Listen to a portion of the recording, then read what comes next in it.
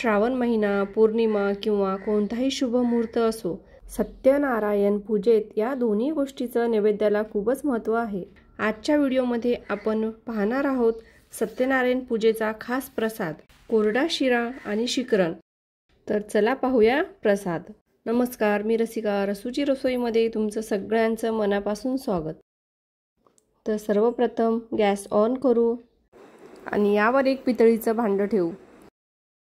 तर आमच्या गावाकडे ना असं म्हणतात की प्रसाद नेहमी पितळीच्या भांड्यामध्येच बनवायचा। आणि इथे मापासाठी एक फुलपात्र घेतलं आहे।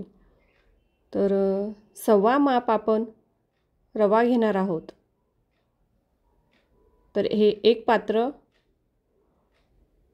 आणि हा अर्धापेक्षा कमी म्हणजे सव्वा फुलपात्र मी इथे रवा घेतला आहे।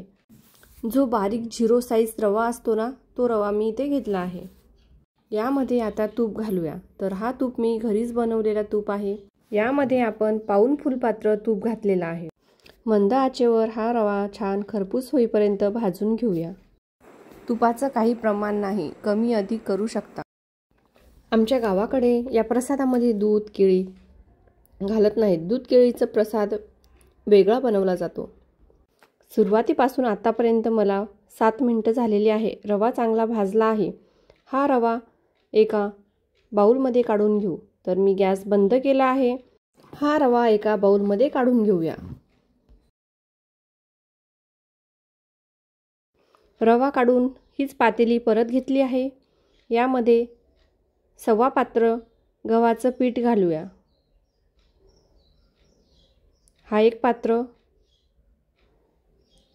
आणि हा अर्धापेक्षा कमी म्हणजे सव्वा पात्र आपण इथे गव्हाचं पीठ घेतलं आहे।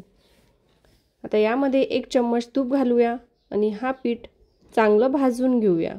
हा प्रसाद रव्याचा बनवला तरी चालतो, पण मी यामध्ये थोडंसं गव्हाचं पीठ भाजून घालणार आहे। यामुळे आणखीच प्रसादाची टेस्ट वाढणार आहे। गव्हाचं पीठ पण आपल्याला मंद आचेवर 5 ते 7 मिनिटं भाजून घ्यायचं आहे।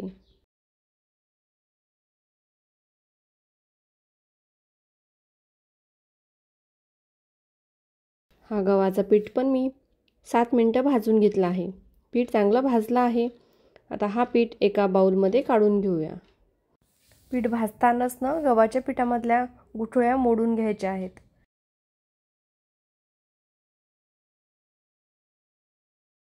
हे भाजलेलं गव्हाचं पीठ आणि भाजलेला रवा एकत्र करूया आणि हे पीठ आणि रवा चांगला मिक्स करून घेऊया।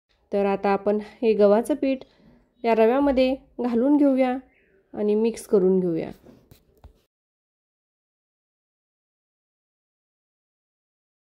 आता इथे एक मिक्सरचं भांडं घेतलं आहे। यामध्ये सव्वा पात्र साखर घालूयात आणि 2 हिरवी विलायची घेतली आहे ते घालूयात आणि बारीक असं फिरून घेऊया।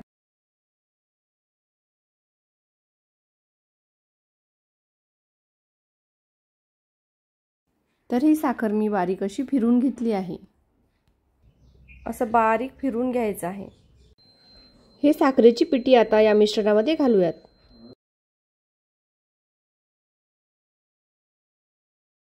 आणि परत एकदा चांगलं मिक्स करून घ्यायचं आहे। वेगवेगळ्या भागांमध्ये वेगवेगळी पद्धत असते। तर आमच्याकडे ना सत्यनारायण पूजेला हा असा कोरडा प्रसाद बनवला जातो। आता यामध्ये कट केलेले पिस्ता आणि बदाम घालून घेऊया। तर हे पूर्णपणे ऑप्शनल आहे, नाही घातलं तरी काही हरकत नाही। आणि हे एक तुळशीचं पान ठेवलं आहे। हा कोरडा प्रसाद तयार आहे। आता आपण शिकरण बनवायला घेऊया। त्यासाठी इथे 2 केळी घेतली आहे। या केळींचे साल काढून घेऊ आणि हे बारीक असे कट करून घेऊ।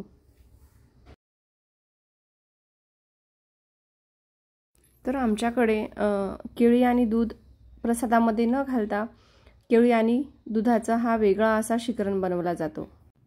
तर इथे मी केळी अशी बारीक कट करून घेतली आहे। आता यामध्ये थोडं दूध घालूया। तर हे दूध मी फ्रीजमधलं एकदम थंडगार असं दूध घेतलं आहे।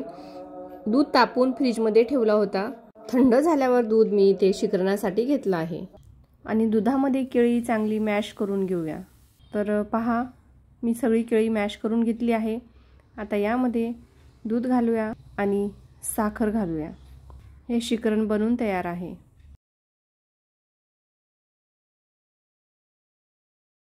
तर हे असं एका वाटीत प्रसाद काढूया आणि एका वाटीत शिकरण काढून घेऊया. हे असं रव्याची पिठी आपण 8 दिवस जरी प्रसाद राहिला ना तरी खराब होत नाही. एका वाटीत शिकरण काढून घेऊया. प्रसादावरती तुळशीपत्र ठेवूया. तयार आहे सत्यनारायण पूजेचं खास प्रसाद, रव्याची पिठी आणि शिकरण. हा असा प्रसाद तुम्ही एकदा नक्की करून पहा. खूप छान लागते खायला. या दोन्ही पदार्थाला सत्यनारायण पूजेत अनन्यसाधारण महत्त्व आहे. व्हिडिओ आवडला असेल तर लाईक, शेअर, सबस्क्राईब करायला विसरू नका. धन्यवाद.